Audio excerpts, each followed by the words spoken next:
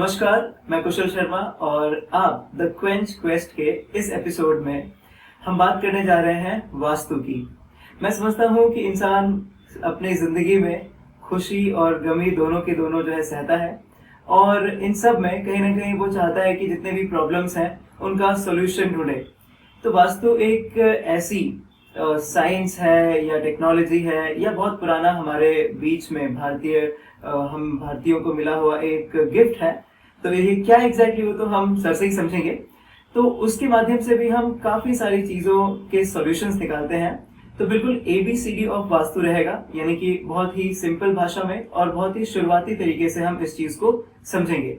तो आज हमारे बीच है द वास्तु ज्योतिष और जिनका नाम है डॉक्टर दीपक कुमार। और जैसा कि मुझे मालूम पड़ा, ये डबल PhD हैं, PhD in vastu and PhD इन ज्योतिष। तो हम खासकर वास्तु और ज्योतिष थोड़े टॉपिक को टच करेंगे और उम्मीद करता हूँ कि इस एपिसोड के बाद में शायद हम आगे भी प्लान करें और इसको डीप में अपनी ऑडियंस को बताने की कोशिश करेंगे। तो मैं बहुत बहुत स्वागत करता हूँ सर आपका। आपने हमारी रिक्वेस्ट एक्सेप्ट की। तो हम बिल्कुल शुरुआत से शुरू करते हैं, यानी कि वास्तु यानी कि क्या मतलब व्हाट इज वास्तु, यहाँ से ही शुरू करते हैं सर। अगर आप इसका डेफिनेशन जानना चाहेंगे तो frequency, wave, sound and light, combination of this four creates a geometry. This geometry is affecting on you day in day out, and this geometry really works on you. मतलब आपका भौतिक, सामाजिक, आर्थिक और सामाजिक जो भी दर्जा है वो आप किन परिस्थितियों में रहते हो, वसते इति अस्तु यानी वास्तु, जिस जगह आप रहते हो उसको हम वास्तु कहते हैं। तो उसका निरंतर आपके ऊपर परिणाम होता रहता है। दो छोटे से एग्जाम्पल देता हूँ। एक पब्लिक टॉयलेट है और एक है JW मैरिट या 12 स्टार होटल या 5 स्टार होटल। इन दोनों के एनवायरनमेंट में, इन दोनों के परिसर में आप कितनी देर खड़े रह पाओगे, तो ये निर्भर करता है आपकी वहाँ की परिसर के वातावरण का, भौतिक ऊर्जा का, जो निरंतर आपके ऊपर परिणाम करता रहता है। ये है वास्तु। तो मुझे समझ में आया बहुत सिंपल तरीके से, जैसे एग्जांपल दे कि पब्लिक टॉयलेट है और आप JW मैरिट के अंदर भी जो वॉशरूम है, तो आई थिंक वहाँ घंटों भी खड़े रह सकते हैं, बट पब्लिक टॉयलेट के उधर नहीं खड़े रह सकते। और आपने काफी सारी चीजों का कॉम्बिनेशन बेसिकली बताया। आज तक मुझे समझ में आया था शायद घर और इन्हीं के बारे में, आज तक मैं सुनता आ रहा था इस बारे में। तो चलिए थोड़ा सा इसके इतिहास में आते हैं, हिस्ट्री में जाते हैं कि ये कितनी पुरानी नॉलेज है, थोड़ा इस बारे में कुछ बता सकते हैं? बहुत अच्छा सवाल है सर। करीब 10,000 साल पहले हमारे ऋषि मुनियों ने इसका निर्माण किया था। और जैसे हम अपने बच्चों को या आने वाले वंश के लिए कुछ न कुछ करना चाहते हैं, इसलिए पैसे कमाते हैं या फिर जो भी आर्थिक संपन्नता हम स्थिर करते हैं वो आने वाली पीढ़ियों को सहूलियत के लिए करते हैं। वैसे हमारे पूर्वजों ने 16 विद्या और मराठी में कहते हैं 84 कला, तो 84 सब डिविजन्स जो बनाए थे, उन दोनों का बेसिक पर्पस सिर्फ दो है। ये 16 जो विद्या है जिसमें आयुर्वेद, संगीत, नृत्य, कला, गायन, वादन, ज्योतिष, वास्तु, ये सब इनका बेसिक दो ही प्रिंसिपल हैं। पहला प्रिंसिपल है मानसिक स्थिरता। अगर आप मन से स्थिर हो तो आप सही निर्णय लेने के लिए उचित रहेगा वो। और दूसरा है शारीरिक, इसको बहुत इंपॉर्टेंस दिया है। अगर आप स्वस्थ सुदृढ़ हो तो आपको हर कोई, आप कहते हैं नेचुरल फंक्शंस करने के लिए आप केपेबल हो। अब मेरा ताल्लुक ज्यादातर पुरुषों से आता है, तो मैं कहता हूँ आपका पेट कितना भी बड़ा हो चलेगा, आपका सीना पेट से 4 इंच बड़ा होना चाहिए। तो जो नेचुरल उसकी ज्योमेट्री है वो मेंटेन रहती है, और उसके जो बाय बर्थ जो ऑल फंक्शन होने चाहिए वो सारे एक्टिवेटेड रहते हैं। जैसे कि आप जूते की लेस बांध सकते हो, आप इंडियन टॉयलेट में बैठ सकते हो, आप कोई भी झुकने वाला या फिर कोई भी कार्य करने के लिए आप उचित रहते हो। मान लीजिए अगर आपका पेट बड़ा है तो आपके फंक्शंस रिस्ट्रिक्टेड हो जाते हैं, आप जूते की लेस नहीं पहन पाते, आपको झुकना है तो परेशानी होती है। मतलब आपका शरीर आपकी स्वस्थता के ऊपर भी परिणाम करता है। वैसे ही जैसे घर है आपका, उसमें बेसिकली 4 तत्वों को हम ज्यादा इम्पोर्टेंस देते हैं। 5वां तत्व होता है आकाश तत्व, जिसे हम ब्रह्म स्थान कहते हैं, उसे भी इम्पोर्टेंस है, लेकिन बेसिकली 4 तत्वों को बहुत इम्पोर्टेंट दिया जाता है, जल, वायु, अग्नि और पृथ्वी। और centre of the house is treated ब्रह्म स्थान। तो अगर ये 4 तत्व घर के अगर बैलेंस हैं, तो इनकी वजह से आपके जीवन पर, आपके परिवार पर, सामाजिक, भौतिक, राजनीतिक, पारिवारिक, आर्थिक, आध्यात्मिक और सामाजिक, इन सब के ऊपर आपका अच्छा इम्पैक्ट रहता है। यानी अल्टीमेटली हम क्या चाहते हैं कि जीवन में हम जितने कष्ट करते हैं, जितनी मेहनत करते हैं, क्या आपको उतनी सफलता मिलती है? नॉर्मली लगता है नहीं मिलती।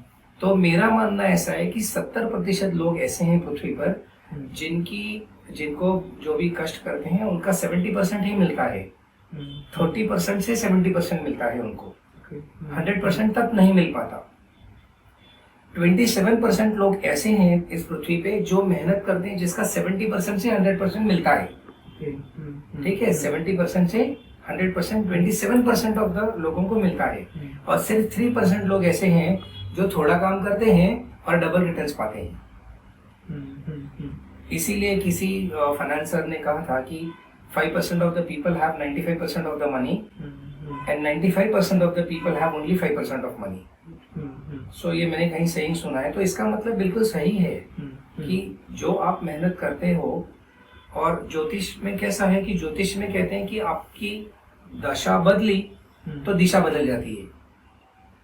ऐसे कहते हैं या वाइस वर्सा, दिशा बदली ज्योतिष में दशा इंपॉर्टेंट रहती है। अच्छा। मेरी शनि की दशा है, मेरी बुध की दशा है, मेरी शुक्र की दशा है। जो फिल्म स्टार रहते हैं ना, उनकी नॉर्मली शुक्र की दशा ही रहती है, तो वो पीक पे जाते हैं। शुक्र की दशा में ही ऐसा ऑब्जर्वेशन है कि वो पीक जाते हैं। तो दशाएं आपकी दिशा बदल सकती है। और वास्तु में कहते हैं कि आप दशा नहीं बदल सकते तो दिशा बदलो, दशा अपने आप बदल जाएगी। जी। तो आप किस तरफ मुंह करके बैठ रहे हो, कि आपको किस तरफ फेस करके बैठना चाहिए, ये बहुत इंपॉर्टेंट है। देखिए, इन 4 डायरेक्शंस में से 2 डायरेक्शन बहुत पॉजिटिव हैं। मैं ऐसा नहीं कहता कि 2 नेगेटिव हैं, लेकिन हमारे एक्सपेक्टेशंस वर्सेस रियलिटी में जो डिफरेंस रहता है उसकी वजह से फ्रिक्शन होता है। ठीक है, हमारे एक्सपेक्टेशंस है घर चाहिए, गाड़ी चाहिए, बंगला चाहिए, और ये कहते हैं भैया तू भगवान की पूजा कर, पाठ कर, ये कर, वो कर। तो डिफरेंस ऑफ ओपिनियन हो गया, वहां पर वो कम्युनिकेशन प्रॉब्लम हो जाता है। इसे कहते हैं कि हम दिल और दिमाग की लड़ाई। जब तक जिन लोगों की वो स्टेबल है ना, वो सही डिसीजन ले सकते हैं। तो वो कहाँ बैठ के डिसीजन ले रहे हैं वो उतना ही इम्पोर्टेंट है। मेरी जानकारी में आपका सोशल, फाइनेंशियल और इकोनॉमिकल स्टेटस जो है वो 3 चीजों पर आधारित है। जिंदगी के 3 बंबू। एक है कर्म, यानी गीता का 3rd अध्याय जिसमें कहा है कर्मण्येवाधिकारस्ते, यानी पहला कर्म आपका बेस है। कर्म तो करना ही है। मैं फर्दर डिटेल में नहीं जाऊंगा कि 3 प्रकार के कर्म होते हैं, प्रारब्ध, संचित वगैरह वगैरह। मैं सिर्फ इतना बता रहा हूँ कि कर्म मैंडेटरी है। मान लिया कर्म मैंडेटरी है, क्या फल आपके हाथ में है? नहीं। मतलब you are dependent on someone else. Who is that is a question mark, right? मतलब कहीं तो किस्मत रोल कर रही है ना, प्ले। सभी ने एफर्ट्स लिया। पुलिस एग्जाम, आप रिक्रूटमेंट के लिए जा रहे हो, पुलिस के एग्जाम में सबने एफर्ट्स इक्वल लिए हैं, सब पास हो जाते हैं क्या? नहीं। क्यों? मतलब कहीं किस्मत काम कर रही है ना। वो किस्मत क्या है? वो प्रिडिक्शन करने के लिए एक शॉर्ट गाइडलाइन को हम कुंडली कहते हैं। कुंडली क्या है? कुंडली is a planetary position at the time of birth. ग्रहों की स्थिति जन्म के समय पर कुंडली है। हम उसे गाइडलाइन की तरह यूज कर सकते हैं कि मेरे उससे हम स्वॉट एनालिसिस बना सकते हैं कि मेरे गुण क्या है, मेरे अवगुण क्या है, मेरा स्ट्रॉन्ग पॉइंट क्या हो सकता है, मेरा वीक पॉइंट क्या हो सकता है। ये 10,000 साल पहले बनाया है। और इतना शॉर्ट बताता हूँ कि देखिए, नासा तो 140 इयर्स पुराना है, राइट? हमारा पंचांग तो 10,000 साल पुराना है। ठीक है, आपकी आंखों पर चश्मा नहीं था तब हमारे एंसेस्टर्स ने पृथ्वी के एक्सिस पर, मेन एक्सिस के 3 डिग्री अप और 3 डिग्री डाउन, मतलब टोटल 7 डिग्रीज के अंदर 27 गैलेक्सी ढूंढ डाली। जब आपकी आंखों पर चश्मा नहीं था तभी, राइट? वो गैलेक्सी को आज तक नासा फेल नहीं कर सका। उनको नाम दिए गए प्रॉपर 27 गैलेक्सीज को, राइट। उसमें से एक एग्जांपल बताता हूँ, एक गैलेक्सी का नाम है ज्येष्ठा। तो ज्येष्ठा का मतलब है सीनियर, राइट, या तो बड़ा, राइट। नासा अभी 10,000 साल के बाद अभी बता रहा है कि that planet is dying, it will take 1000 years to die. मतलब वो सबसे बड़ा है, सबसे पुराना है, और सबसे साइज में भी बड़ा है। मतलब हमारी आंखों पर चश्मा हम पढ़ने के लिए नहीं कर सकते हैं, हमारे एंसेस्टर्स ने उनको नाम तक उसके इनके साथ दे दिया, अरुंधति वशिष्ठ। ये 2 पर्टिकुलर प्लैनेट ऐसे हैं जो इक्लिप्स फॉर्म में एक दूसरे के साथ घूमते हैं। They are not rotating in circle, they are exchanging their position. ये उस वक्त उन्होंने पता कर लिया, राइट। तो ये हमारे एंसेस्टर्स ने, वो जानते थे हमारी आने वाली जनरेशन को कुछ दिक्कतें होने वाली हैं, तो वो कुंडली का सहारा लेकर अपनी जिंदगी में उसकी सहायता से खुद का ग्रोथ, डेवलपमेंट एंड प्रॉस्पेरिटी करवा ली। इसी के लिए ज्योतिष और वास्तु का निर्माण किया गया है, राइट। तो मैं जहाँ तक समझता हूँ कि आदमी को खुद का उत्कर्ष करने के लिए कर्म करना तो मैंडेटरी है, लेकिन कर्म के साथ साथ इन चीजों से भी अपने जीवन को हम उत्कर्ष कर सकते हैं, राइट। तो मेरा मानना ऐसा है कि ज्योतिष का उपयोग ज्यादातर 3 या 4 समय ज्यादा करना चाहिए। एक, मेरा एजुकेशन क्या होना चाहिए, मेरा करियर क्या होना चाहिए, मुझे शादी किससे करनी चाहिए या मेरा पार्टनर कौन होना चाहिए, और घर लेना है तो वास्तु के हिसाब से, और मुहूर्त को इम्पोर्टेंस जरूर दीजिएगा। It makes a hell of difference in your life, right. Your starting point should be correct, so that starting point is defined somewhere, somebody has already defined it, we have to just follow that. जी। इसमें एक चीज पूछूंगा, जैसे आज की जो generation है वो बहुत ही रैशनल है, लॉजिकल है, क्वेश्चन आंसर बेस्ड है, तो वैसे मैं मानता हूँ कि इन चीज़ों की स्टडी बहुत कम करती है और क्वेश्चन ज़्यादा करती है, पर उनके लिए आप क्या रिकमेंड करेंगे कि उन्हें क्या करना चाहिए, मतलब मे बी स्टडी के बारे में, या जैसे सीधे सीधे बोल देते हैं कुछ चीज़ें हो सकता है हाँ अंधविश्वास होंगी, पर कुछ चीज़ें साइंस बेस्ड हैं, ऐसा मैं भी मानता हूँ। तो आप इन जनरल क्या बताना चाहेंगे कि before commenting anything about any topic, एक बैकग्राउंड में क्या करना चाहिए या क्या रिसोर्सेज हैं जिससे वो जानकारी प्राप्त कर सकते हैं जो यंग जनरेशन में? सर मेरा मानना ऐसा है कि 2002 सुप्रीम कोर्ट का साइटेशन है। Supreme court citation says in favour of mister K N. Rao that jyotish and vastu is a science. अब मुझे लगता है कि सुप्रीम कोर्ट ने ये बहुत कुछ आर्ग्यूमेंट सुनने के बाद ही जजमेंट पर आए हैं, और ये 2002 का है, मतलब उस वक्त कोई फेवर वेवर नहीं चल रहा था, that was purely on scientific ground अगर हुआ है। लेकिन ये सच्चाई कितने लोगों को पता है? लोग इसको कहते हैं कि मैं इसको विश्वास नहीं करता। मेरा मानना है भाई, तो विश्वास करने वाला तू कौन? खुद की आइडेंटिटी पहले क्रिएट करो, बाद में विश्वास करना है नहीं करना करो। अगर साइंस पे भरोसा करते हो तो ये साइंस ही है, ये कोई मैं अलग बात नहीं बता रहा हूँ। मेरे ऑफिस के सामने अंधश्रद्धा निर्मूलन का ऑफिस है। कौन से अंधश्रद्धा निर्मूलन के ऑफिस ने ज्योतिष और वास्तु का ऑफिस बंद करके दिखाया? मुझे एक भी ऑफिस दिखा दो, एक ऑफिस दिखा दो हिंदुस्तान में जिसने ज्योतिष और वास्तु का ऑफिस बंद करके दिखाया है। चलो ये हो गई बात साइंटिफिकली प्रूवन करने की, जो सुप्रीम कोर्ट ने साबित कर दिया, उसे वापस रीइन्वेंटिंग द व्हील कोई मतलब नहीं है। ये साइंस है, मानना है तो मानो, नहीं मानना है तो चॉइस इज योर्स। सही क्या है ये बताना मेरा फर्ज है, मानना नहीं मानना आपकी मर्जी है। एक बात तो बहुत सीधी है। दूसरा, जहां तक मुझे पता है, मेरी पर्टिकुलर जनरेशन उस जमाने से जब मैंने रेडियो एंटीना में देखे थे, मैं वो आदमी हूं जिसने रेडियो एंटीना में देखा था। मैं वही आदमी हूं जिसने ब्लैक एंड व्हाइट टीवी देखा था, जिसने कलर टीवी देखे, वीसीआर देखा, आज के नए रेडियो मिर्ची भी सुन रहा हूं। तो मैंने वो पूरा रिवॉल्यूशन देखा है। मैंने ये रिवॉल्यूशन में देखा कि जो चीजें समाज को एक्सेप्ट नहीं है ना, उसका स्क्रैप भी नजर नहीं आता है। पेजर नाम सुना होगा, 95 में मोबाइल से पहले पेजर आते थे, उसका स्क्रैप भी दिखता नहीं है। तो जो चीज समाज में रिजेक्ट हो जाती है ना, कोई उसे एक्सेप्ट नहीं करता। लेकिन ज्योतिष और वास्तु आज भी धड़ल्ले से अंधश्रद्धा निर्मूलन के ऑफिस के सामने, मेरा ऑफिस है वो बंद है, वो चल रहा है, वो लोग बंद नहीं कर पाए। इसका मतलब है इसमें कुछ बात में सच्चाई है। एक बार कोशिश करने में क्या हर्ज है? आपने तो अपने कर्म करके कोशिश कर ही ली ना, थोड़ा इधर भी देख लो, हर्ज क्या है? जी, तो आप इसी इसी को थोड़ा सा एक स्ट्रेच कर रहा हूँ, मतलब मैं भी ये मानता हूँ कुछ चीजें अंधश्रद्धा में चलती हैं।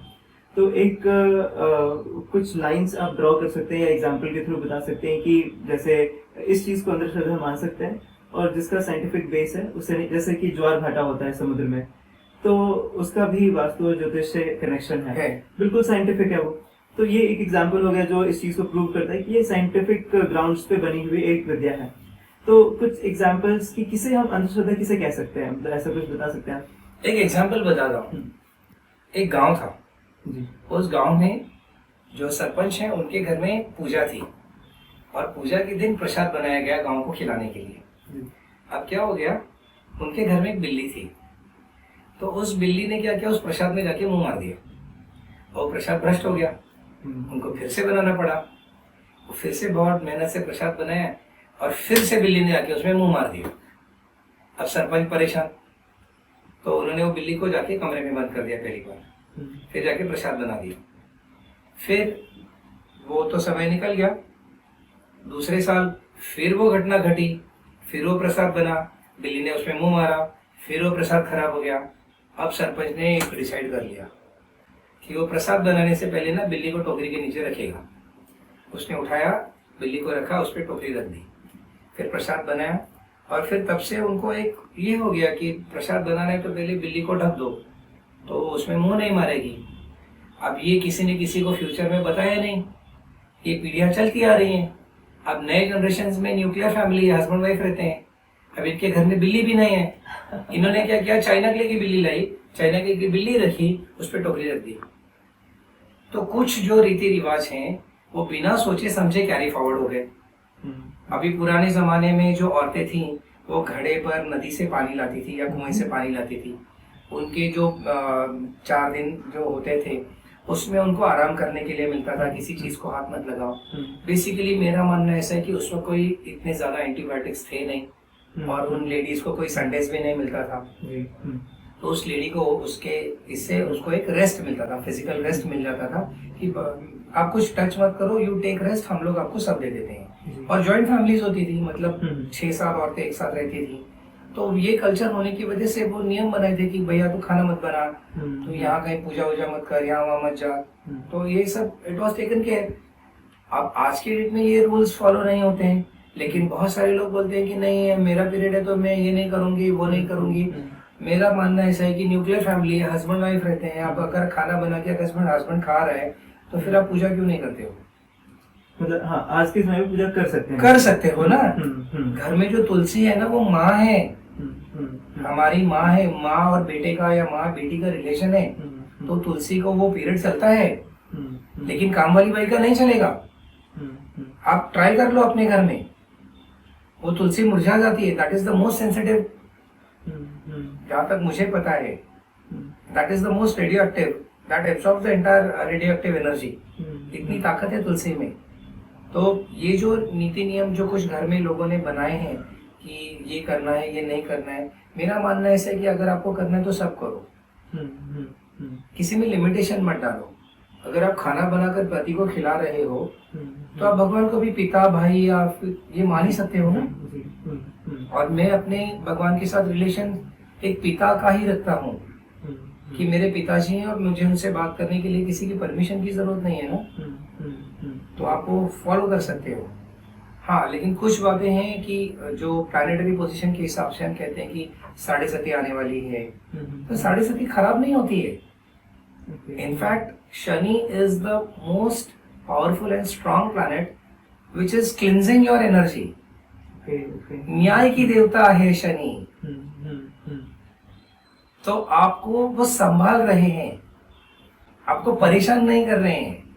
मेरे दोस्तों ने शनि 7.5 में मर्सिडीज खरीदा कैश में, एक ने घर बनाया है बड़ा सा। तो 7.5 खराब नहीं होती है सबके लिए। किसकी 7.5 चल रही है डिपेंड्स ऑन दैट, सबके लिए खराब नहीं है। तो ये अंधश्रद्धा है कुछ जगह, और कुछ जगह साइंटिफिक रीजनिंग है, जो हो रहा है ठीक हो रहा है। तो मुझे जो समझ में आ रहा है कि जो भी हम फॉलो कर रहे हैं रिचुअल्स, तो पहले तो उन्हें जानना चाहिए कि उसके पीछे कारण क्या है और वो क्यों बने थे। और दूसरी चीज ये है कि जो समाज में एक चलन हो गया है, कोई कहानी शुरू हुई या एक सही बात का थोड़ी सी हल्की में लेकर के आगे बढ़ने लगी, तो उससे पहले जो जानकार है उनसे पूछना चाहिए, विचारना चाहिए, फिर उस चीज को फॉलो करना चाहिए। ये बात मुझे समझ में आई। तो अभी समय को देखते हुए मैं थोड़ा कंक्लूसिव डायरेक्शन की ओर जाऊंगा। हाँ, यहाँ पे मुझे पूछना है कि जैसे बहुत सारे सॉल्यूशंस बताए जाते हैं कि जैसे आपने दशा और दिशा का जिक्र किया, तो ये क्वेश्चन है इंसान के मन का, और जो सॉल्यूशंस हमें वास्तु के थ्रू या ज्योतिष के थ्रू मिलते हैं, तो आपका क्या मानना है कि जैसे कहते हैं कि मन चंगा तो कठौती में गंगा, अगर मन से ठान ही लिया है तो कुछ भी हो जाए वो, और ऐसे एग्जाम्पल देखे भी हमने। तो इसके ऊपर एक मैं लास्ट में कमेंट्री चाहूंगा कि आप सबसे ऊपर किस चीज को मानते हैं, मन को मानते हैं या फिर ज्योतिष साइंस को मानते हैं या वास्तु को मानते हैं, इनके बीच में क्या समन्वय आप देखते हैं? देखिए, ऐसा है, मैंने 30 साल इंजीनियरिंग इंडस्ट्री में निकाले, 30 साल, और मेरी लास्ट जॉब थी, मैं एक जनरल मैनेजर मैन्युफैक्चरिंग के हैसियत से काम करता था एक एमएनसी के लिए। पूरी दुनिया घूम चुका हूँ, कोई दुनिया का ऐसा देश नहीं रहा जहाँ मैं नहीं गया हूँ। मुझे लगता है स्वामी समर्थ जी ने मुझे ये एक्सपीरियंस लेने के लिए सब जगह के एक्सपीरियंस दिला दिए। आज मैं ऐसी जगह बैठा हूँ जहाँ पर मैं आने वाली जनरेशन को सही रास्ता दिखाना चाहता हूँ। और मेरा मानना ऐसा है कि आप कर्म पर जरूर विश्वास करो, कर्म करना बहुत जरूरी है, बिना कर्म के तो फल भी नहीं मिलेगा। तो कर्म इज अ मैंडेटरी, लेकिन समझदारी से किया हुआ काम ज्यादा अच्छे रिजल्ट दे सकता है, ऐसा मेरा मानना है। देखिए, मेरे जितने भी क्लाइंट हैं उसमें बहुत सारे क्लाइंट मुझसे पूछते हैं वास्तु करवाना है या ज्योतिष दिखाना है, वो मेरे मुझसे पूछते हैं कि क्या आप मेरा सेल्स बढ़ा सकते हो। देखिए, कोई भी वास्तु कंसल्टेंट या ज्योतिष आपका सेल्स नहीं बढ़ा सकता। अगर ज्योतिष और वास्तु सेल्स बढ़ाते तो हम अपना सेल्स नहीं बढ़ा सकते थे, हम यहाँ ऑफिस डाल के क्यों बैठे हैं। तो एक सीधी बात है कि वास्तु और ज्योतिष, इसके दो प्रिंसिपल्स बहुत क्लियर कट है। एक है आपके मन की स्थिरता, मन और बुद्धि में जो चल रहा है द्वंद्व युद्ध, उसको हम शांत कर सकते हैं। साइंस कहता है 72 थॉट्स पर मिनट मैंडेटरी है हर नॉर्मल इंसान के लिए, और यही 72 थॉट्स के साथ आपको बहना है या आपको स्टेबल होना है, ये आपको डिसाइड करना है। और सेकेंड है आपका हेल्थ। अगर आपकी हेल्थ अच्छी है ना सर, तो ये दुनिया अवेलेबल है। अगर आपकी हेल्थ नहीं है ना, तो सर आपकी दुनिया खत्म है। इसलिए इन दो चीजों को बहुत इंपॉर्टेंस दीजिए, मन की स्थिरता और शरीर की सुदृढ़ता। इन दो पर आधारित आप अपने कर्म करो। और हर चीज के लिए आप एडवाइस लेते हो ना चार्टर्ड अकाउंटेंट का, एक आर्किटेक्ट का एडवाइस लेते हो ना घर बांधने से पहले, तो वास्तु का और ज्योतिष का भी ले लो ना। ऐसे कितने पैसे मांगते हो आपसे, मैं तो फ्री एडवाइस देता हूं। देखिए, मेरा जो जीएम का सैलरी है ना, कोई बीट नहीं कर सकता। मैं ये काम पैसों के लिए नहीं कर रहा हूँ, मैं कर रहा हूँ क्योंकि उसमें मुझे खुशी मिलती है। आने वाले लोगों को सही रास्ता दिखाना मेरा फर्ज है, करना न करना उनकी मर्जी है। तो मैं आप लोगों से रिक्वेस्ट करूंगा कि आप जो भी कर्म करें सोच समझ के करें। आपकी ग्रोथ ही हम देखना चाहते हैं, आपकी स्थिरता में हमारी खुशी है। इसके साथ ही मैं स्वामी समर्थ का एक छोटा सा सेवक आपसे इजाजत चाहता हूँ। बहुत बहुत शुक्रिया डॉक्टर दीपक सर, और मैं उम्मीद करता हूँ कि हमारे दर्शक भी इसे बहुत पसंद करेंगे, और साथ ही जागरूकता के साथ में हम आगे अपने काम करेंगे और कोई भी कमेंट्री पास करने से परहेज करेंगे। रादर जो साइंस है, जो विद्या है, उसकी कद्र करेंगे। मेरा भी ये मानना है, कि मैं रिक्वेस्ट करूंगा। बहुत बहुत शुक्रिया आप सभी का, और एक बार फिर से डॉक्टर दीपक सर का थैंक यू वेरी मच।